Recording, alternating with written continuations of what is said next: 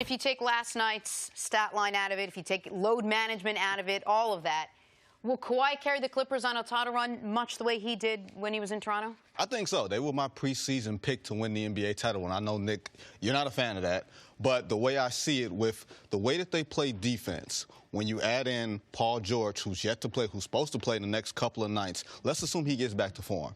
You have two versatile wings who can take pressure off of each other, who can create their own shots. That's not to say that I don't have questions about them, because a combination of Lou Williams, Pat Beverly in the backcourt in the fourth quarter of games and not necessarily a traditional stable point guard, especially on a night where Kawhi can have 9 turnovers and you don't have a secondary ball handler who can take the ball out of his hands or make things a little bit easier for him. That gives me a little bit of pause. But that defense there at that position, at the money position, to be able to guard a guy like LeBron James or James Harden or someone of that ilk, that gives me the most confidence even amongst the question marks that I have there. And I do think that load management plays a part, because I believe Kawhi will be fresher than some of these other guys later down the stretch of the season. Just real quick to follow up on the defense, what should be noted, if people haven't really checked in fully on the NBA yet, is the Clippers, who I think everyone at this table predicted would have, at worst, a top 3 defense in the NBA. I think most people thought it would be Clippers and Sixers battling out for #1 defense.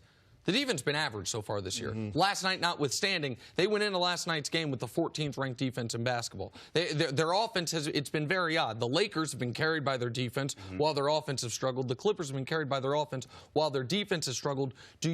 My only concern for the Clippers defensively is that what we have seen, and by the way, we saw this with Kawhi his last healthy year in San Antonio, was when you have to do the lion's share of the work on the offensive end, your defense suffers. This is something that's always been unfair about what people say about Harden, except for when he was just not even carrying on defense, was you have such a workload on one end of the court. LeBron this year, by the way, has a lighter workload on offense because of Anthony Davis, and color me shocked, his defense has been exceptional, the best in years.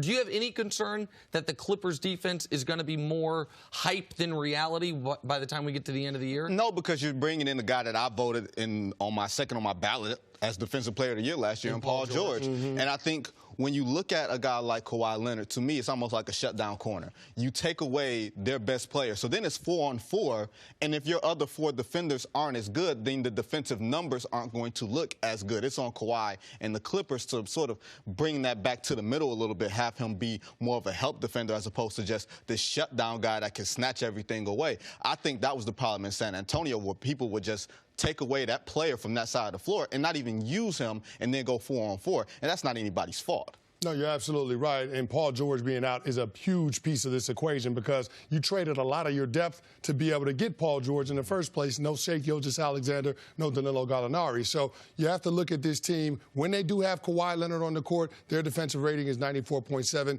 That would be best in the NBA. So you're looking at the bench players for the Clippers, who are such a huge part of what they do on the offensive end.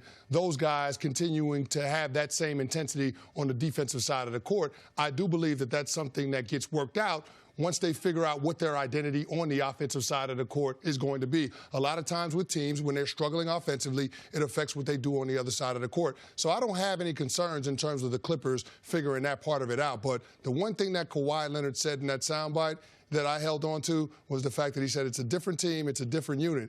That may well be true, but the philosophy is still the same in terms of how this team is going to have to compete for a championship, much in the same way that the Toronto Raptors did. It's going to have to be about depth and defense. That's going to have to carry them to the title. Last night they shot 37% from the field, but guess what? They beat the Raptors on the board 66-38 and outscored them on the bench 56-35. If you can do that, you'll give yourself a chance against anybody in this league. I want to go back for a moment, though, to your original question.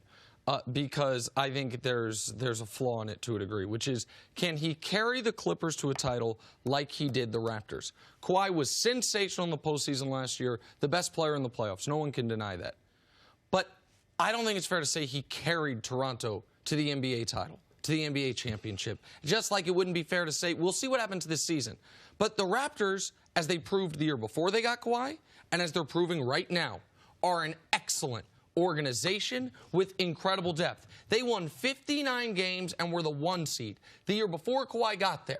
Now, they got knocked out by the best player in the world, but that's no shame in that. This year, despite a litany of injuries, despite guys being dinged up early in the season, they are 7-3 and simply ran out of gas last night. They're playing on a back-to-back. The Clippers obviously not. Like most of these championship-level teams or teams that are even in the category for it, yeah, they have a star player, but all of them in recent history, except for LeBron teams, they are good enough organizationally that when the star leaves, they're okay.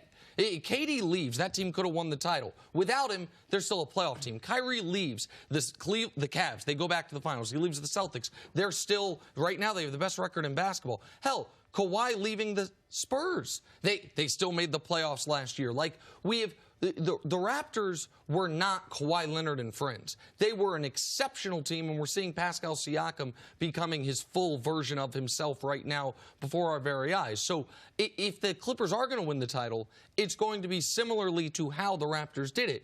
Kawhi might be the leading actor, but that is an all-star cast around him, along with the great head coach like they had in Toronto. Well, I would take umbrage with you saying with the exception of LeBron, because a year after LeBron left Miami, those Miami Heat were a game away from making the Eastern Conference Finals. No, the year he left Miami, they missed the playoffs. The year after. So 2 years. So 2 years yes, after. Yes, the full year after the Chris Bosh injury and everything else. So they were a good organization. Now to say that Kawhi can't carry them, carry to me means in the last 5 minutes, we know where the ball is going, we know who's getting the ball. It's just a matter of, are you going to stop us and can we stop you? And I think that is Kawhi's strength. Now, Kawhi, we didn't pick Toronto to win the NBA Finals last year. No.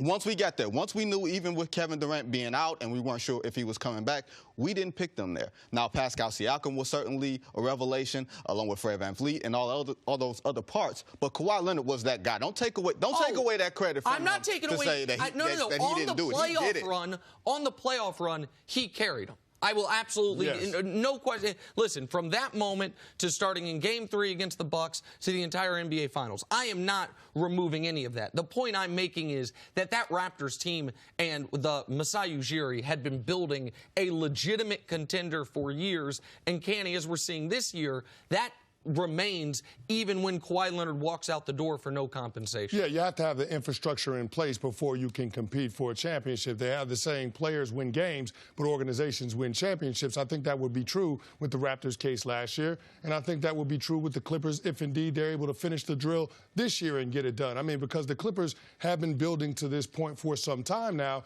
It just so happens that the timing matched up. They had the assets, and Kawhi Leonard had the interest, where they were able to make this deal happen. But, I mean, anything short of a championship for the Clippers, and it's a disappointing season. So I don't think the Clippers could be an organization that has championship aspirations realistically without Kawhi Leonard. So when you say Kawhi Leonard has to carry them to the championship, I would tend to agree with that statement just because they're not winning one without it. And just very, very briefly, credit to Kawhi. Last night, despite the really rough night, 1 assist away from his first career triple-double, which I assume at some point he'll get this season, and kept his double-digit. That is some nice shade there, Nick. What are you talking about? That is some nice shade. Nick, that's What? a kidney punch. One assist away. He's going to get a kidney punch. Okay, I mean, he's going to get a triple-double at some point this year, and credit to him for that. And he kept his double-digit point streak alive at 75 games now, which I think's 862 short of the See how everything comes back to LeBron? What? He finds a new and creative way to shade Kawhi Leonard. Thanks for watching. Subscribe here to get the latest from the show. Also, be sure to check out more of the best clips from First Things First, or go watch a few segments from our other shows on FS1.